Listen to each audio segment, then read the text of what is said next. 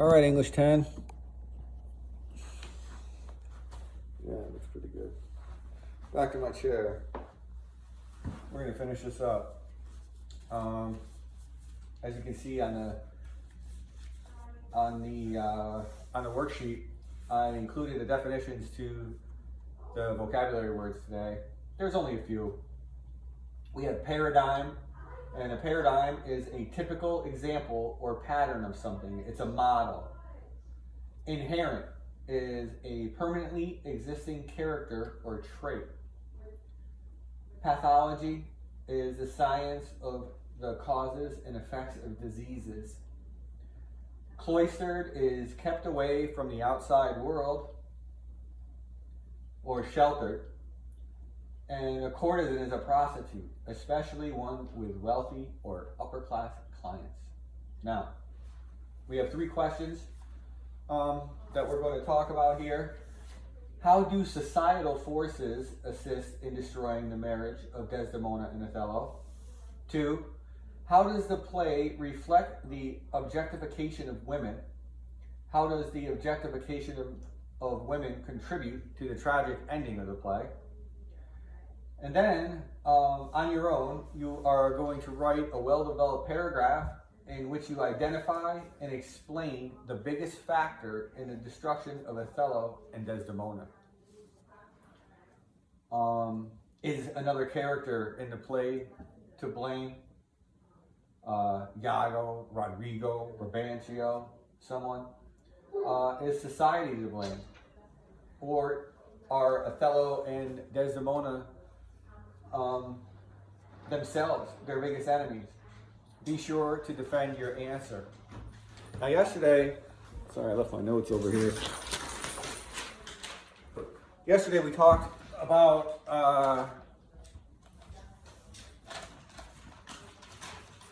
as we examined the essay, we talked about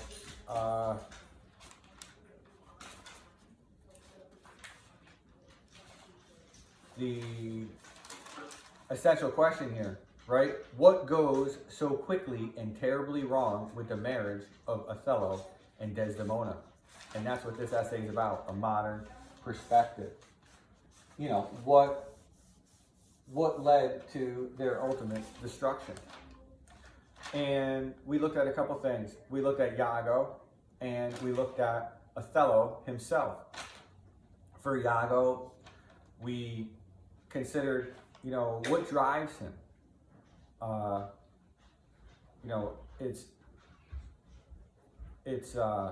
He feels rejected, he feels insecure, he feels put down, he feels like that he's a have-not, he's uneducated, he's overlooked, and displaced, right? He doesn't get his job. He doesn't get the job that he thinks he deserves. And it hurts even more because he knows he's smart. And we talked about Othello and his narcissism and his self-dramatization and his social insecurity because he's a black guy in a white world. And we left off on, where did we leave off?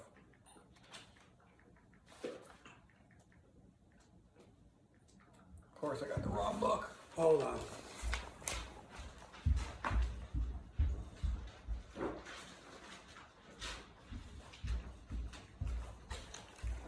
All right, now I'm good. We left off on page 295, right at the bottom. And we were talking about the social insecurities that leaves Othello open to Iago's insinuations, right? Where Iago, I just want to make sure. Well, Iago tells him right at the bottom of page 295, I know our country's disposition well. In Venice, they do let God see the pranks. They dare not show their husbands, they, the women there. Their best conscience is not to leave it undone, but to keep it unknown. And Othello responds, "Dost thou say so?" So basically, Iago is telling Othello that Venetian women are unfaithful. And that includes Desdemona, his own wife. And Othello doesn't know any better. He says, "Does thou say so?" And we'll continue reading the essay. Othello has no knowledge of his own to counter this insider's generalizations about Venetian wives. He knows nothing of Venice apart from the few months' residence during which his courtship took place. A soldier since boyhood, he is unused to any peacetime society. Although he is a Venetian by association and allegiance, whatever he knows of the customs and assumptions of Venice is learned, not instinctive. If Iago, a native, says Venetian women are habitually unfaithful, it must be so. Does thou say so? Is his response. Paul Robeson, whose second New York Othello production opened soon after the end of World War II, compared the Moor's insecurity to what an American soldier in the occupying army in Japan might feel in courting a Japanese woman, totally ignorant of the culture and its customs, and having no basis on which to disbelieve the advice offered him. Now right here we have the Moor, he's insecure. The Moor's insecurity. Does that answer one of these questions? It might.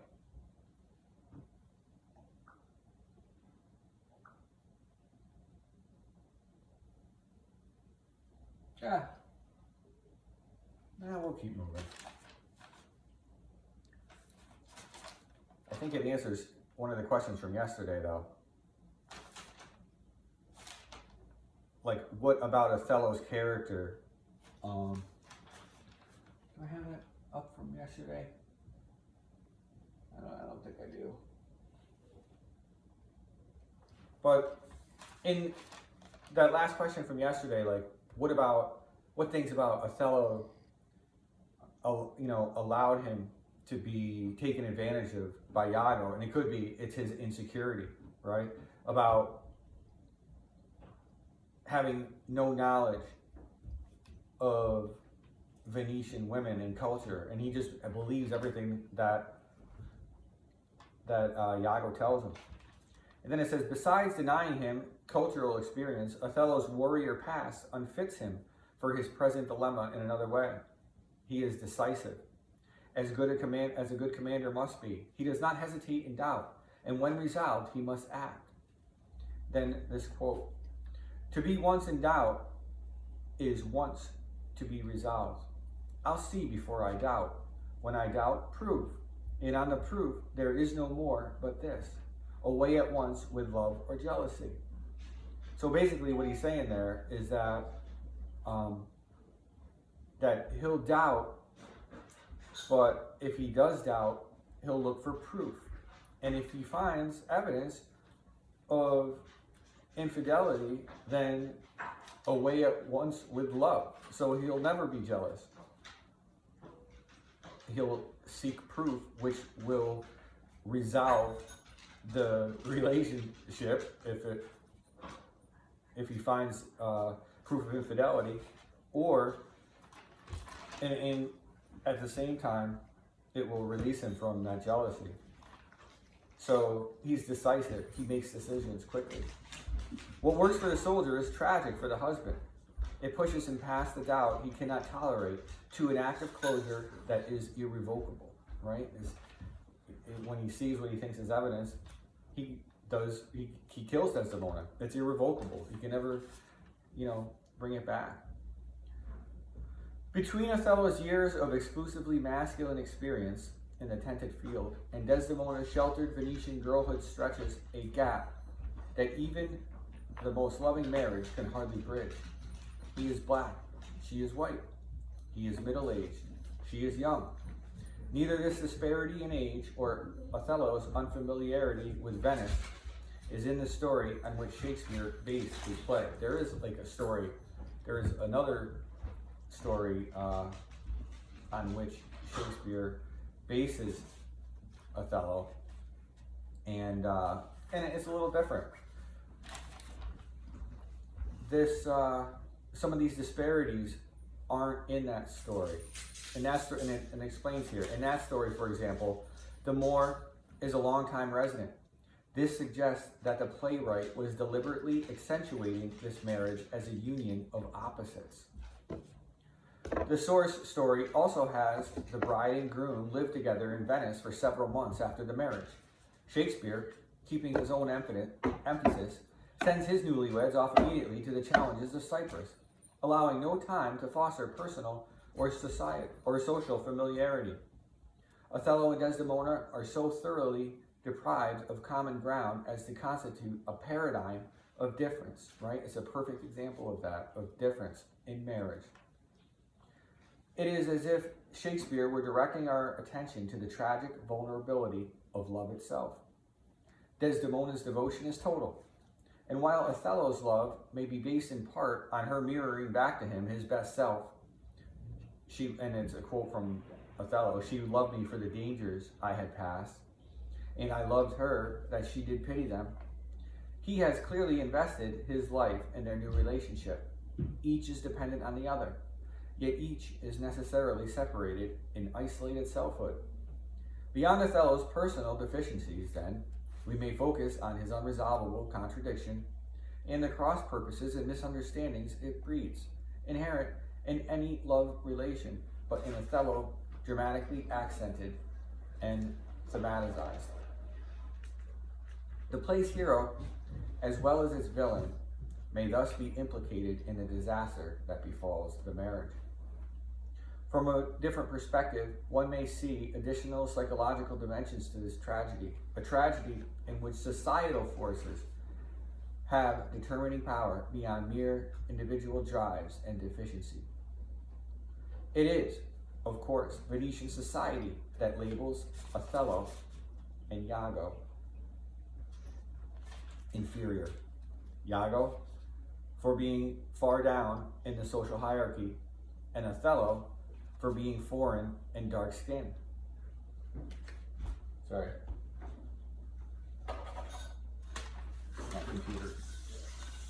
My computer timed out.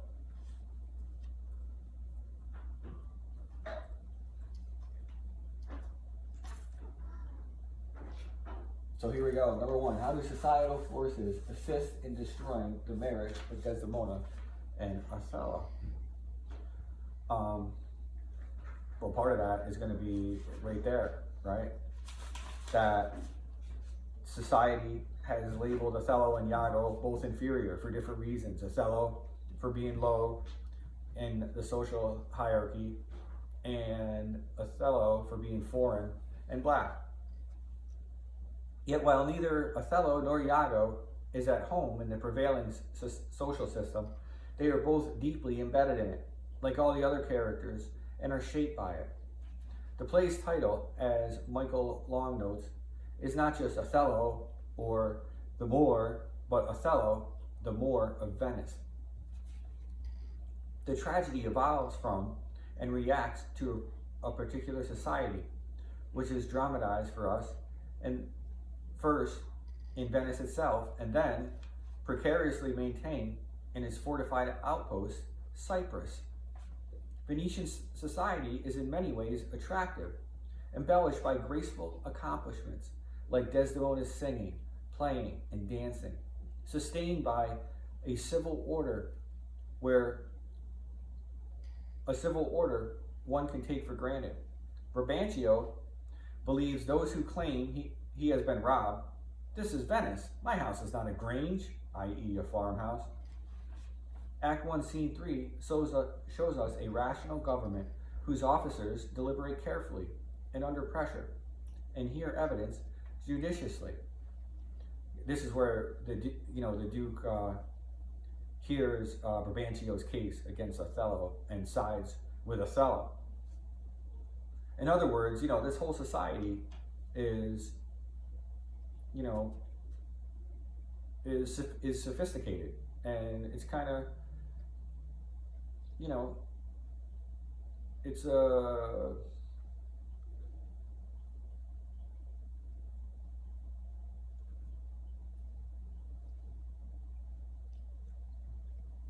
it's a high class sort of place. But if the senators do justice to the alien Moor who has married a senator's daughter, they are motivated less by fairness than by their desperate need for General Othello to stop the Turkish theft of their possession, Cyprus. Brabantio charges Othello with a similar theft on a personal level. And even when it is plain that Desdemona married of her own accord, her father still addresses her as Jewel, a precious possession whose escape is galling. The Venetian value system of acquiring and possessing is clear in the frequency of commercial images in the play's language, including other literal and metaphoric jewels that implicate Iago and even Othello. When Iago repeatedly advises, "Put money in thy purse," Roderigo is persuaded he can win Desdemona with jewels. Good name is a jewel, Iago assures Othello, and therefore can be stolen. Iago is in fact the thief of Desdemona's good name, just as he pockets Roderigo's real jewels. Othello too shows the shaping power of this preoccupation with buying and selling, manipulating and increasing wealth, fearing theft. Had she been true, he says of his beautiful wife, if heaven would make me such another world of one entire and perfect chrysolite, i.e. topaz, I'd not have sold her for it, right? So he compares her to a jewel. He sees her as a possession. The pervasive notion of women as property, prized indeed, but more as object than as person, indicates one aspect of deep-seated sexual pathology in Venice. Othello admires Desdemona's skin as she sleeps, whiter than snow and smooth as monumental alabaster. That's right before he kills her. Besides the beauty of alabaster, yet another precious substance, its coldness and stillness are the keynotes. Early, he had been troubled to feel her hand, hot and moist, and to sense there a young and sweating devil that commonly rebels. What he wants, it seems, is a beautiful form with no wayward life at all. Be thus when thou art dead, and I will kill thee and love thee after. Fear of women's sexuality is omnipresent in Othello. Iago fans to flames the coals of socially induced unease in Othello, fantasized on his own about being cuckolded by Othello and Cassio, right? Iago's a freak, he's a jealous freak. And an ideology that can value only cloistered, that means like isolated, desireless women. Any woman who departs from this passivity will cause intense anxiety. And, you know, Iago, like in his, he's definitely a jealous guy, but Emilia is kind of like a free spirit. We can tell that by the way she talks to Desdemona. So she's not a cloistered, desireless woman. So it causes Iago this intense anxiety.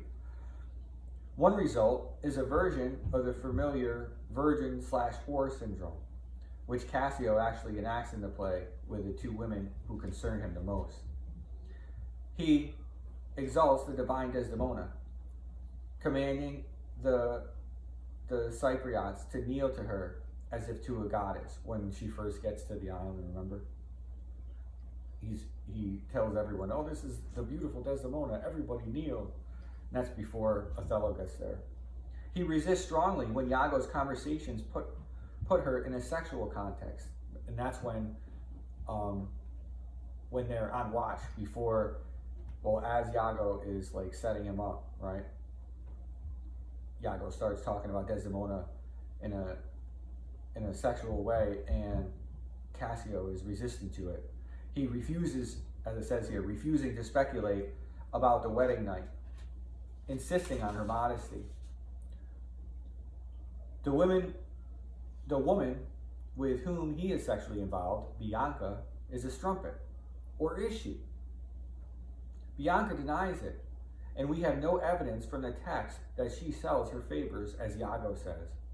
In the 1623 folio list of characters, which labels her a courtesan, which means a prostitute, is most likely the work of someone in the printing house, the label being derived from the accusations of Iago, Cassio, and Emilia, right? They all say that she is in the play. They all call her that.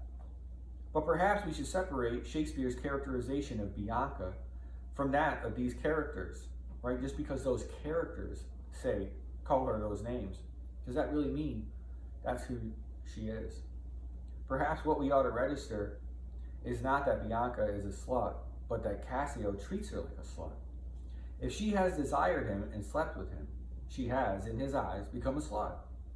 Desdemona's own frankly expressed desire for her husband in Act 1, Scene 3, contrasts significantly with his denial of such feelings for her.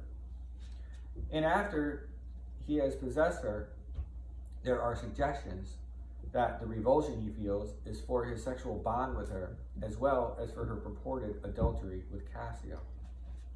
This is perhaps the most insidious tragic design in Othello, a psychosocial web that ensnares men and women alike. It is never named. In the last scene, Emilia vows to speak out in spite of men. Let heaven and men and devils, let them all cry shame against me, yet I'll speak. But before she can, Iago stabs her into silence. Othello tries to sum up his life before ending it, but his moving picture of one that loved not wisely but too well is incomplete.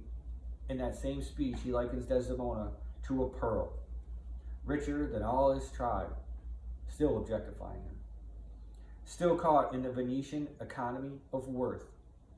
Othello stops his own groping self-analysis with his sword, and Iago, still alive, refuses explanation. What you know. From this time forth, I will never speak a word. And the onlookers cannot contemplate the marriage of opposites so disastrously concluded. Desdemona and Othello, dead on their marriage bed. The object poisons sight, shudders Lodovico, let it be hid. And closing the curtain on the whole thing. So, number 2, how does the play reflect the objectification of women?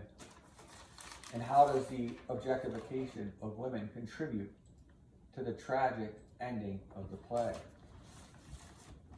There was a number of ways that we just read that the play reflects the objectification of women.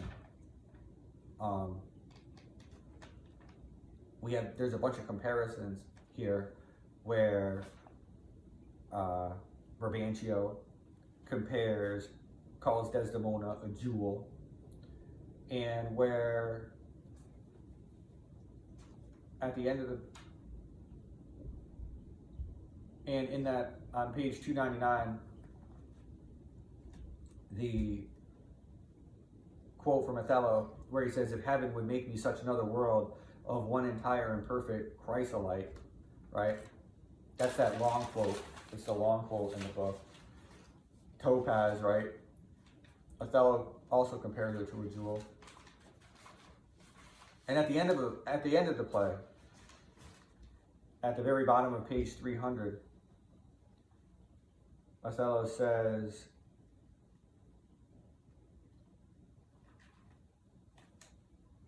he likens Desdemona to a pearl.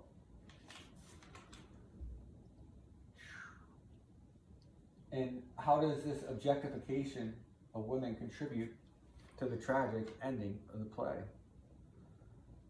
You know, it's a whole tragic design, Othello.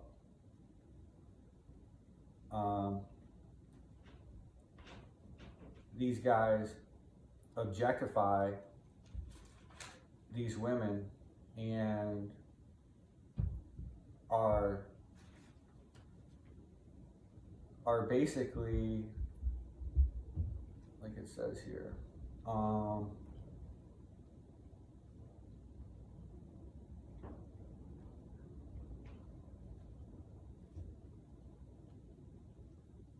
they feel like intense anxiety when women behave in a way that's not cloistered, or that shows that they're real, that they have like desires. If you remember that quote that we talked about, some of those quotes that we talked about from Amelia, right, where she says that women are like men, right? They have the same wants, the needs, and desires.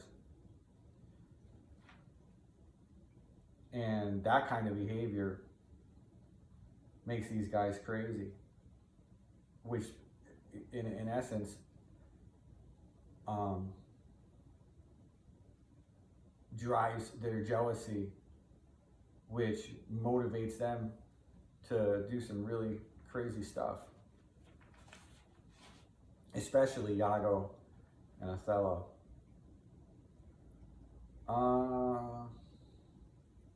Yeah.